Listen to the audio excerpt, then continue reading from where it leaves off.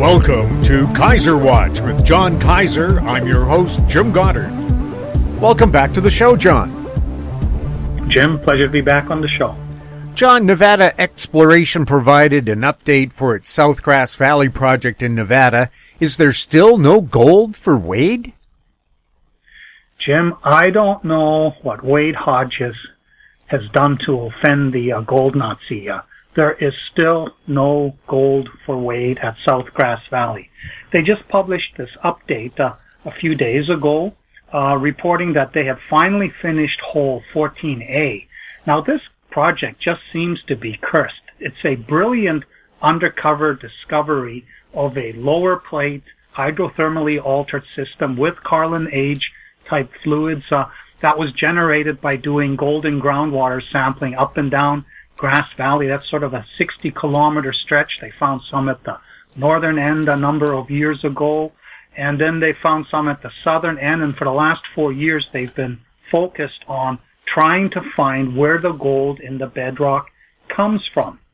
So earlier this year they spotted a hole, and they got a new drilling company because last year they had a group that just proved to be incompetent, just took forever to get anything done. But this was a very skilled group, and they did an unusual deal where they wouldn't get paid until they actually completed a hole. And the first hole they started this year, they ended up losing it in some bad rock. They moved over a bit, and they drilled another one, 14A, and the target was to intersect the Hales Formation at probably around 700-800 meter depth on the eastern flank of the Grass Valley stock.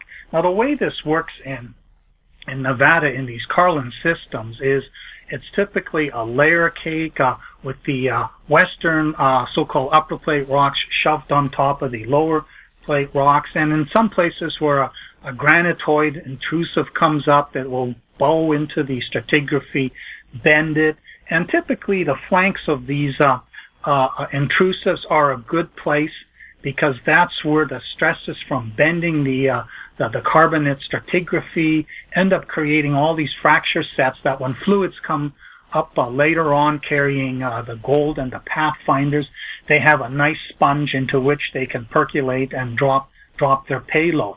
And the company had figured out that to the east of this is this north-south corridor, what they call the Water Canyon Corridor, which is a deep-seated structural feature.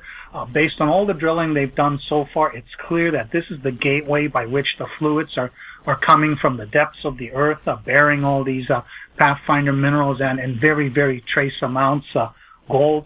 And the trick was to find where did it find the sponge. Now, last year they drilled hole 13, which failed, and it was going to miss. Then they drilled 13A, and they were drilling this early in the year, but they ended up having to stop it because it went right through this structural corridor, and it was still in this Goodwin Formation, which is a lower plate rock, but it is not the target rock. And this is one of the frustrating things in the past 4 years as I followed this play. I would ask Wade Hodges, okay, you've got this layer cake here. You've been drilling these 600, 700 meter holes. Is any of this stratigraphy prospective for soaking up the gold, such as the Wenban 5 is in the Cortez district and the Popovich is in the Carlin district? And he wasn't really sure until a couple of years ago they came up with the Cambridge Limey Formation, mudstone, which they've since renamed the Hales Formation. And this has all the right criteria. It's an older formation than is present in the Carlin and the Cortez districts, but it has the right sort of ingredients to be that sponge, provided it has that right structural preparation. So they should have continued hole 13A, but they realized that in order to stabilize this hole, we need pre-collar casing to pre-collar this hole so that we can then push it through all this mashed up rock, get it through the Goodwin, and get it into the Hales Formation, right where it plunges into this Water Canyon Corridor, where it would have seen the most intensive fluid flow. But the pre-collar casing was stuck in some boat offshore Los Angeles, waiting to be landed, and so they they couldn't resume drilling this hole with the right pre-collar casing, so they drilled 14A, and they finally got into the Hales Formation, but they didn't even drill it to their target depth of 1,500 meters. They finally terminated it at 1,048 meters, and they were into the Hales Formation, but they realized, oh, we are still too close to the intrusive itself. The intrusive will have baked the Hales Formation, the limestone, converted it to marble, and that would have happened a long time ago, 150 million years ago, whereas the Carlin deposition window is between 40 and 25 million years ago. But for some reason, there were no stresses or anything that shattered the marble and made it porous for the fluids to go through. So they realized that, even though we see evidence of alteration, the setting, the rock has not been turned into the sort of sponge to soak up any gold. So they stopped wasting money and time drilling this, pulled the hole. They have since received the assays from the upper part of the hole 13A, and predictably, there's no gold in it. There are the pathfinders in it, but the Goodwin Formation is not where you're going to expect to see any gold. And they will now realize, okay, we got to step, and there's about 1,000 meters difference between where they drilled hole 14A and where the Water Canyon corridor is, and they know they need to drill one straight through the middle. And it's ironic, they did drill core holes in the middle there during that first pass when they first went in there, but they only drilled them to 600-700 meters and terminated them in the Goodwin Formation. And in retrospect, if 4 years ago they had said, okay, we have all this groundwater geochem, we do not know exactly where the gold system is within the bedrock, we need to drill a couple of very deep stratigraphic holes. Instead, the strategy they adopted was a dozen of these grid-based core holes, hoping to vector in where the gold is going to be. And then they followed that up with a series of even shallower RC holes, which basically showed them what the limits of the fluid flow were and kind of made them go back to this, what they call the Golden Gorge, which coincides with this Water Canyon corridor. And they didn't really understand the Hales Formation until really the hole that they drilled in 2021, which looked very juicy at the time. They were able to finance just waiting for the assays on that, but it was about 1,400 meters to the north of this particular area, where in this area where they've got 13A in, that's where the gold and groundwater anomaly is most intense. If they had just 4 years ago gone into the middle where they now know they need to drill a very deep hole, they would probably have said, oh, this thing is probably dead. But right now we have this Hales Formation emerging from the Water Canyon corridor, wrapping up to this Grass Valley stock. You get too close to the Grass Valley stock, it's all sealed tight from the heat aureole, the metamorphic aureole, and they don't have a proper hole in this area into the Hales Formation where it dips into the Water Canyon corridor. So they need to either resume this hole or drill a brand new one smack in the middle, take it down 1,500 meters and figure out what is going on in this area. The bad news is when you look at their January financials, they only have maybe $1 million left. $1.5 million was prepaid for this drilling that's being done. And with all the other expenses along the way, they do not have the bucks in the treasury to continue drilling. So they've redone their verify model, put all this information out there. They're basically waiting, hoping that one of the majors that have been watching this play and taking a closer interest in recent time will step up and make a reasonable farm-in offer. Because, frankly, the method appears to work in finding completely blind, lower plate altered Carlin-type systems that for which there's no evidence in the range fronts that pop up at the edges of the valley. But what it cannot do is put you in the exact ballpark where the gold is. And clearly in this case, the gold is coming from deeper layers within the layer cake, coming up through some cracks here or there, which are going to be hard to hit.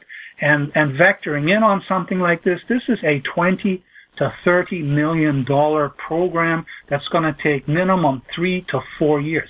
That's way out of the league of a resource junior like Nevada Exploration. This is the kind of play that a Barrick has to take on.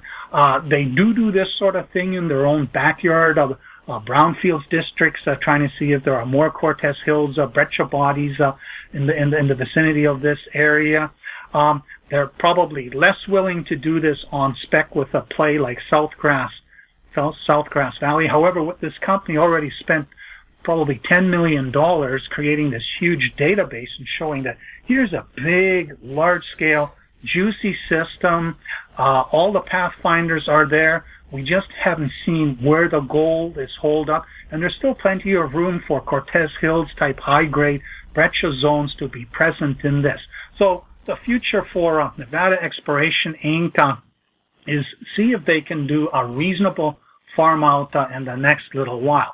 Meanwhile, we're also hoping that the Kelly Creek Basin project, which in 2020 they farmed out to Austin Gold, which is a company formed by the chairman, Dennis Higgs, with his brother Darcy, and in partnership with Ken McNaughton and Joe Ofsenik, who are their primary focus is P2 Gold, which is currently a KRO favorite. So it's Dennis and Darcy pretty much running this show. It took them until May to get their NYSE AM listing approved and their IPO done at $4. And even though they just have a farm in to earn up to 75% of Kelly Creek Basin and a couple of other projects optioned in Nevada that, I can't really tell from what they published that they are particularly interesting, the stock with its 13 million fully diluted ran all the way to $29 during the first day after that opening price of $4. And of course, in the U.S. system, all the founders and the seed stock is restricted. The seed stock comes free trading in 6 months after listing, which is sometime in November. But the people who did the IPO, Dennis Higgs has just scratched his head, has no idea what was going on, but it was like the stock was hijacked. It was halted several times along the way. It has since sunk back to $1.80. But the strange phenomenon that happened is apparently the whole Reddit crowd, the Robinhood type traders who can trade these NYSE and NASDAQ listed stocks such as Austin Gold, they all jumped into this. And Dennis was telling me it's like overnight we suddenly got to several thousand shareholders, some of them owning as little as one share. And that's the sort of unique thing about Robinhood is you have all these young people with not a huge amount of money, but they literally can buy like 1 or 2 shares. And you have the market makers as intermediaries who are doing this. You can't buy an odd lot like that on the NASDAQ or the NYSE, but there's these intermediaries who make this market and are the ones who are selling to the buying and selling to the orders submitted by the Robinhooders. So Austin Gold has this huge audience now in place wondering, okay, what's next? Kelly Creek Basin is supposed to be drilled by sometime this year. Apparently they have picked an area. I'm not sure where it is. Nevada Exploration indicated that a drilling program is planned. Austin Gold itself has not yet put out a press release saying where they are going to drill. This property sits east of the Lone Tree project that I-80 picked up from the Nevada Gold Mining joint venture.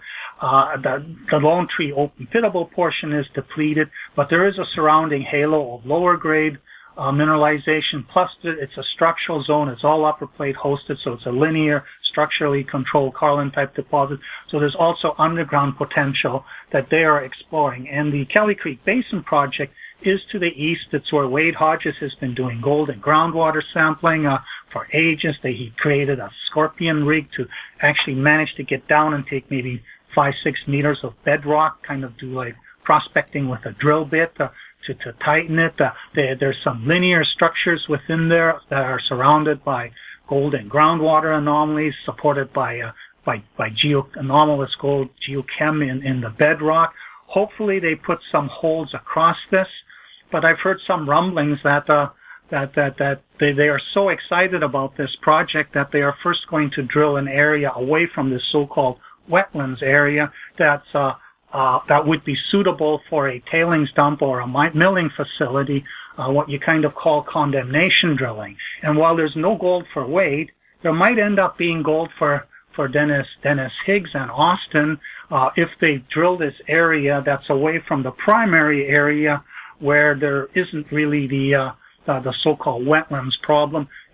It's only a wetlands in the sense that the Humboldt River meanders through this valley. It's bone dry most of the year, but in the spring runoff, in the winter, the rainy season, there is some water that flows through it. But this, having all this gravel cover, is never going to be an open pit mine. It's going to be an underground mine. You can still drill it during the summer. And if they do find something there, it'll have to be high grade, 5 grams per ton or better, similar to Lone Tree. And this would be something obvious for I-80 to acquire. So hopefully Austin Gold ends up drilling the proper targets so that we can make or break this idea that these linear structures have leaked gold into the groundwater that was picked up by Nevada Exploration's groundwater sampling strategy. And in that case, if suddenly they're on track for 75% ownership, then it would make sense to acquire Nevada Exploration Inc. Dennis and Darcy are still significant shareholders of Nevada Exploration Inc. And the story, it's still valid. I think ideal future would be if NGE cannot farm out South Grass Valley to a major, they get absorbed by Austin Gold. Austin Gold will use the Bud and Perry team to continue to generate other more obvious type targets. Maybe get one where you can have gold right away in your drill core and use that to attract the market interest. But keep this story in the background going, sampling many of these flanks of these basins in Nevada where there's nothing evident in the range fronts, and then go and do some more detailed sampling where it kicks, and maybe drill 1 or 2 strat holes just to see what the bedrock geology is like. And if you find another lower plate altered window such as South Grass Valley, well then right away you go and farm it out to the majors to see if they want to do this $20-30 million commitment and keep yourself a 20-25% carried interest and keep doing this, plodding through Nevada. And I think that type of story for an NYSE listed company, that will attract a very large retail audience that will be willing to stick with the company while it pursues other more advanced gold projects in Nevada. And if any of those click, Austin Gold itself could let that be, could spin out everything else as a separate company and have the main one bought out by whoever wants to develop it and keep this story going. And this legacy of Wade's no gold wandering in the wilderness for 15 plus years, given a real chance to be vindicated and finding those targets hidden under the gravels on the flanks of these mountain ranges where these structures pass through, quite invisible from the surface until after you've found them, and then you can start to see them, and revive the sort of fading gold endowment of Nevada, which with the Carlin and Cortez districts, having produced 60 million ounces and maybe 30-40 million left. They're past their peak. They need to be revived by finding new systems like South Grass Valley and showing that these ones are there and they are fertile. And once you hook into one of them, all it takes is money to vector in on the gold deposit. Endurance Gold reported a new round of drill results for Reliance. Did they support your analysis of the company's drilling strategy? Well, Jim, I was turned out to be quite right in interpreting their strategy. Hole 27 delivered not just one very interesting or very good gold interval where that new parallel zone is projected, but they also intersected another one higher up in the rock. And what's emerged from this drilling that they've done is a somewhat different picture than what I had imagined that they were talking about earlier this year when they started this program. They were looking at the 0-20 zone as this sort of vertical, subvertical feeder zone that was hit by hole 20 last year, and from which emanate these 35-degree dipping shallow bodies, almost kind of like ledges coming out from the vertical feeder. And so this program was designed to test the vertical extent and the on-strike extent of the 0-20 zone, which was interpreted to be maybe 25 meters wide. And so with that hole 23, when they hit this higher up zone, which was mineralized, that was reported a while back, and then they stepped southeast about 100 meters and drilled hole 27, and they drilled it quite far. And then one of the later holes, hole 30, they drilled in between and even farther to the southwest, well underneath the argillite sediments that have been thrust from the southwest over top of this system.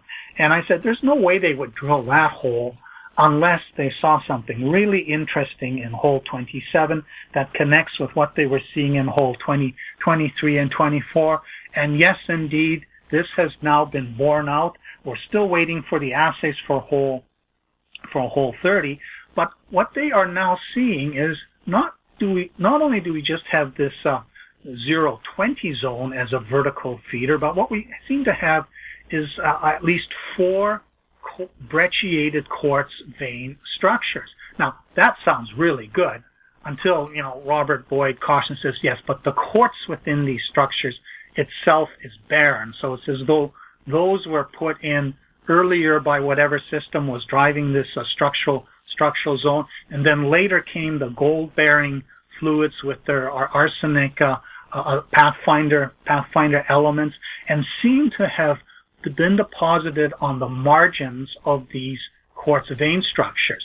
So I've created a new cartoon to show that we've now got these 4 subvertical zones on the margins of which the gold is piling up. And what's interesting is in their cartoons they had shown the fault, the Royal Shear Fault, as being almost vertical, dipping slightly to the southwest. But the holes that they drilled underneath it, 400 meters or so, never encountered the argillite rocks, which are of a different age and place. They're post-mineral. They've been jammed into place.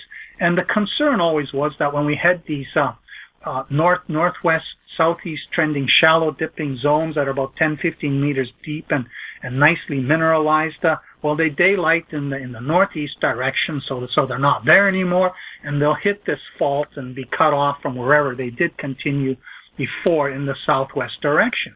But now we're seeing potential. Well, these things, this thrust fault seems to have a shallower depth than expected, and this corridor, which we assume to be sort of 300 meters wide, with the sort of northeastern half not being so great as the part closer to the Royal Shear, now it looks like this extends underneath the thrust fault for maybe another 100 meters, with a possibility for even more of these brecciated quartz vein structures ripping through there. And that's what was interesting about hole 27 is close to the very bottom, they got a 4.8 meter interval. It only assayed 1.1 grams per ton, but it was evidence that there is yet another parallel structure within this same sort of mineralized iron carbonate altered core that they have. So the scale of this system and its potential endowment as a result of this last batch of drill holes increased significantly. And they've got a whole bunch of holes pushed off into the northeast direction. These are more geological holes. They're now wondering if there are more of these brecciated vein structures in parallel in the northeast direction. They haven't said anything what those have or haven't hit, but the next stage they've moved back more closer to Carpenter Lake to fill in an area where they don't have any holes just to the northwest of where the hole 20 was last year, to see if they can chase these vein structures closer to Carpenter Lake. So the whole model of what's going on in this system is evolving. The stock hasn't taken off yet because there still isn't that no-brainer barn burner hole that says, oh my gosh, like the discovery hole that at the Fruta del Norte that Aurelian pulled. But there is gold everywhere within this system, and they're starting to see the structural controls for it. And as they develop the road up the hill with its switchbacks, they're going to have more drill pad locations. And they've only drilled about 35% of their proposed program. And the beauty of this play is this could conceivably go year-round. So coming up in September, October, when we start getting more of these results from this, this is going to be a critical period for this company as it shows us what's going on here, goes back to the market to raise a serious financing and set up a winterized camp so that they can drill right through winter and turn this into a fast-paced multi-rig discovery delineation play. Verde Agritech reported results for the first half of 2022. Did they meet their guidance? They were very close to their guidance, pretty much on in terms of revenues. Their EBITDA, which is earnings before interest, taxes, and depreciation, that was a little lower. In the second quarter, it was lower by $1 million, but when you treat it as a full half, it was only short by about $300,000. So the total revenue came in at about $36.2 million. The EBITDA came in at $14.4 million in the first half, and their tonnage production was very close, about 314,000 tons compared to 315,000 tons, and that's pretty much what you expect with them going all out at nameplate capacity. That works out to about 29 cents per share based on about 50.6 million shares. But the real critical part's going to be the second half. And they are guiding that they will produce another 688,000 tons in the second half, and that would push the total for the year to 1 million tons. So the guidance would be about 74.9 million revenue with 33.6 million in EBITDA. So for the total year, if they deliver all of this, the company would clock in Canadian dollars about 109 million revenue and $49 million EBITDA, which would work out to about 97 cents per share. The stock, however, is up a bit in the morning on Wednesday when the news came out and then actually closed down a little bit, because one of the things that they said in the news release is that we will be commissioning the phase 1 of plant 2 in August. Well, we are now in August, and this means they are not yet producing from plant 2. However, in the same press release, phase 2 of plant 2, that takes it from 1.2 million to 2.4 million tons, they expect that to be operational early in the fourth quarter, which is October. So the critical window for this company is between July through October. That's when the farmers need the K-Forte fertilizer the most. So the big question everybody will be asking is, will plant 2 be operational in time to meet their second half production goal of about 690,000 tons? That, I'm sure, will be a question on the 16th, August 16th, on Tuesday during the earnings call. People will be asking and pressing, okay, what's the holdup? How close are you? Will you be able to produce what you are guiding? The other question, of course, is will you be selling? Even if you have the capacity, if you get this plant running up in the next couple of weeks, will you be able to sell this? Will you have the orders to deliver to fulfill your guidance of 1 million tons sold this year? And obviously, they haven't changed their guidance anyway, so they are still confident. They know more about how everything is progressing. But anytime you're commissioning a new plant, everything always takes a little bit longer than expected. But now it's getting cut kind of close, and the market will be wondering, okay, hopefully you don't miss this window. Now, one of the other things was they managed to the range of KCl imported in Brazil, by which they referenced the sale price of K-Fort, it ranged from 1,040 to 1,270 per ton, and the their guidance has been $109 per ton at K4. So that's about 6 times that. So that's about 654 Canadian, which translates into about $511 per ton KCL CIF landed price. And the price of KCL, the pressure on it has subsided. It is now down to $800 a ton, but it's still well above the price that they're using in their guidance. So in terms of meeting their earnings projection, the reason they had $1 million less than expected profit in the second quarter was that diesel prices turned out to be higher than expected, and that of course has been a problem for everybody across the planet, thanks to the Russian invasion of the Ukraine. They have completed their redomiciling from the UK to Singapore. That involved a new shell company called Verde Agritech Limited acquiring the old PLC company. This means a new QSIP number. It's trading fine on the TSX, but the OTC bulletin board seemed to trade for a couple of days after name change on August 2nd, but now seems to be frozen. People there's no market making being done. So there's a lot of confusion out there. People worried, wondering if their shares vanished or the market has vanished. That's just a transitional thing that people should ignore. It'll sort itself out. But the company is seeking a listing, and it's not just an NYSE AM listing. They are seeking a NASDAQ listing, which apparently requires a US $4 per share minimum listing price. And the reason for this is that all the people that they've been talking to are saying, you are a significant growth company.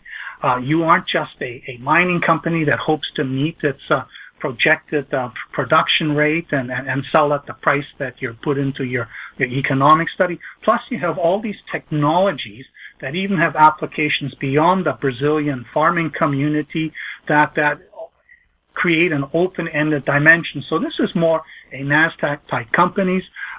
Chris Veloso is optimistic that they will have a listing sometime in September, and that will be very interesting because the difficulty people have trading a Canadian-listed companies to the OTC bulletin board. We saw this with Austin Gold because they listed on the NYSE. All kinds of players were able to trade it, from the brutal algo traders, algo trading hedge funds, to Robinhooders who follow everything on Reddit. And if there's any story that's absolutely perfect for the Robinhood type audience, it is this one. And not just because it's a wonderful growth story and you can see what the margin will be, what the revenue growth potential is, what all the various applications are, the ESG spin you can put on it, and that it's organic, it doesn't punish the soil the way salty potassium chloride does.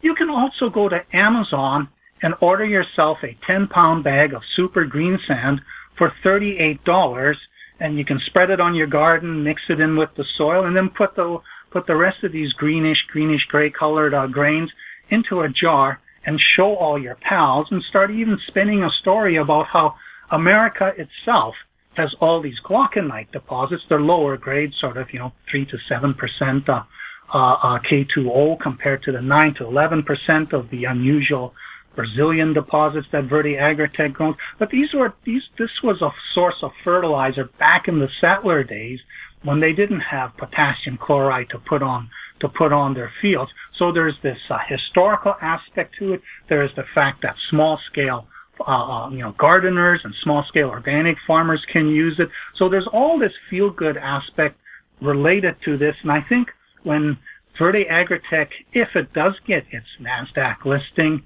I think that's when things will take off.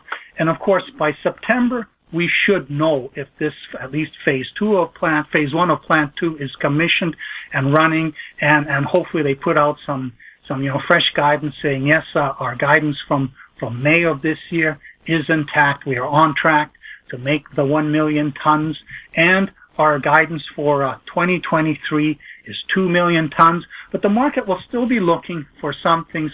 But will you be able to sell that much? It's nice that you have taken off this year with the help of the anxiety about the Russian and Belarusian supply of potash for the Brazilian market, but can you sustain this momentum? Can you continue to sell K Forte as a alternative to conventional potassium chloride? John, thank you so much for the update. You're welcome, Jim. I'm Jim Goddard. Comments made on Kaiser Watch are an expression of opinion only and should not be construed in any manner whatsoever as a recommendation to buy or sell any financial instrument at any time. Archived online at kaiserresearch.com.